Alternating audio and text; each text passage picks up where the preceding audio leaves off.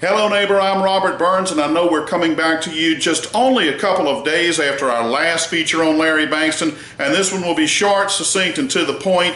But if you'll notice, and we'll give you links for our two previous features on Mr. Bankston and just how ill-advised it was for Governor John Bel Edwards to have a gentleman with this kind of a dubious background playing such a critical role in Louisiana's flood relief efforts. But I just want to emphasize one thing. I have seen some comments on Advocate articles basically saying that, well, John Kennedy should just keep his mouth shut and tend to affairs there in Washington, which is extremely troubling because it's as if there's a disconnect, that his colleagues up there aren't paying attention to the kind of corruption and problematic actions that are taking place down here in Louisiana. And I'm going to dispel that notion right now by giving you about a 2-minute clip that took place today, Wednesday, April the 5th, in a Congressional Oversight Committee's hearing. You'll see Governor John Bel Edwards being grilled on the very issue of Larry Bankston and the action that he took earlier this month. So I know this was a very brief video. You're going to see about a 2-minute clip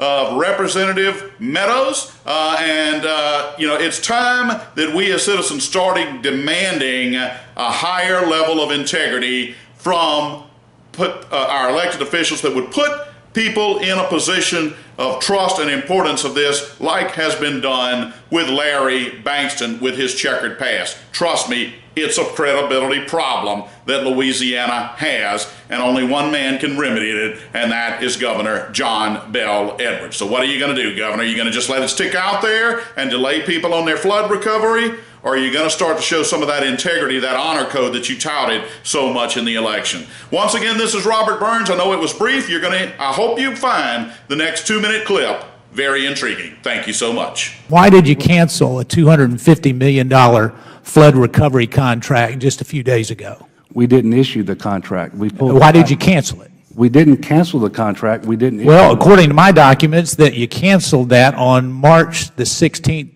2017, and you basically, because Mr. Bankston had an opinion that it needed to be canceled.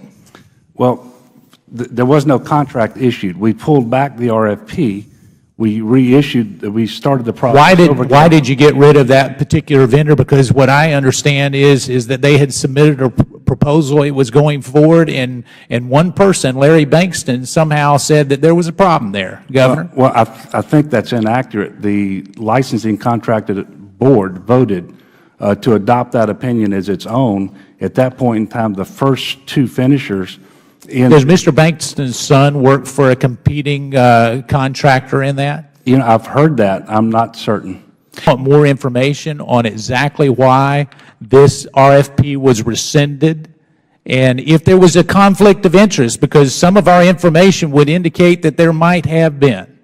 And I'm not asking you, I'm asking you to get back to this committee to help illuminate that particular idea, because if there's a conflict of interest because of bidding improprieties, that's a major concern to this oversight committee. Wouldn't you agree it should be? Well, it should be if that happened. The RFP was pulled So you're saying back. it didn't happen? I said if that happened. I didn't say whether it did one way or the other. All right, but you'll find out and get back to this committee? Sure, we will find out. Okay, thank you. Let me go on a little bit.